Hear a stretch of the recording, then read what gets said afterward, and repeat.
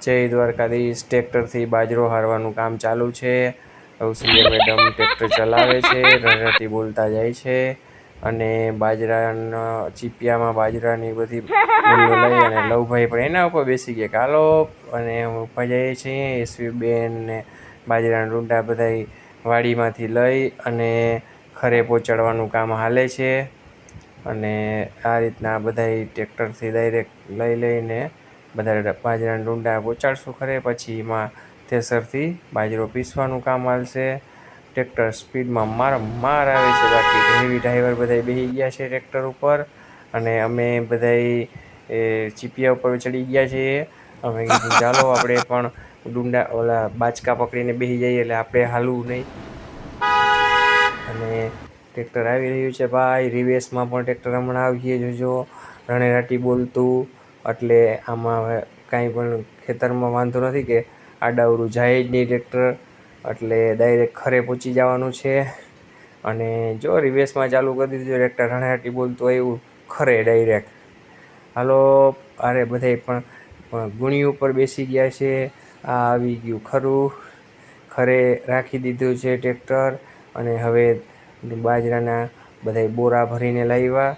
એ બોરા બધાય ઉતારવાનું કામકાજ ચાલુ છે. યશભાઈ પણ બોરા ઢળે છે, એસવી બેન ઢળે છે અને હું બાજરા પહેલાં ઠલવવાના ચાલુ કર્યા છે. રંજન ભાભી પણ ઠલવે છે અને ખરું મોટું એકદમ કર્યું છે, કેમ કે બાજરો પણ બહુ સરસ થયો છે આ વખતે. તો બધી લગભગ આ છેલ્લા ફેરા ચાલુ કરી દીધા છે બધે કે હાલો હાલો ઝડપ બાજરો ખરે ભેગો કરીએ અને પછી વહેલું થેસર હાલે.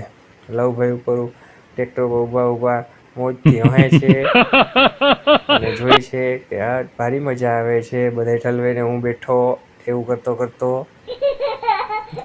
આ બધાય Oh my god. એકદમ મીંડા બાજરાને છૂટો કરવા બોરામાંથી અલગ. Oh my god.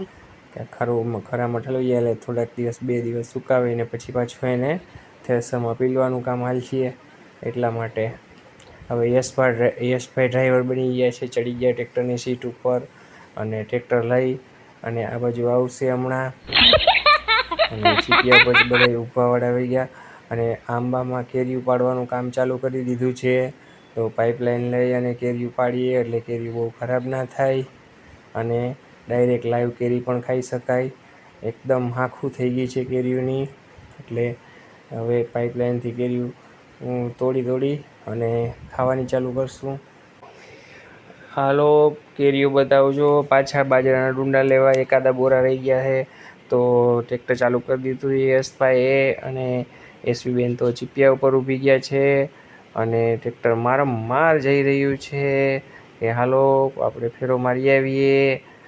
એમ કરતાં આ બધી ફૂલઝાડ બતાવતા આગળ જાય છે અને મારો ને લવભાઈનો વારો આવી ગયો છે કેરીયું પાડવાનો. કેમ કે હાંખું ઘણી છે, જેટલી હાંખું છે એટલી લવભાઈ બતાવે કે હાલો આ પાડી દ્યો એમ કરતાં અને જેવી કેરી પડે એટલે નીચે કેચ કરવા બેસી જાય. માટી કેચ કરે, ઉપરથી કેરી આવે બમુડામાં એટલે ડાયરેક્ટ કેચ કરી લઈએ. હાલો કેરી પાડી દ્યો, હું કેરીના કેચ કરતો હોઉં એમ કરતો પણ બહુ મજા આવે છે કેરીઓ ખાવાની. કેમ કે ડાયરેક્ટ ઝાડમાં પાકે અને પીપળાથી ખેરી લેવાની ને ખેરીને પછી ખાઈ જવાની. એટલે એવી આખું કેરીઓની ખાવાની મજા આવે. એમ થઈ જાય કે ભાઈ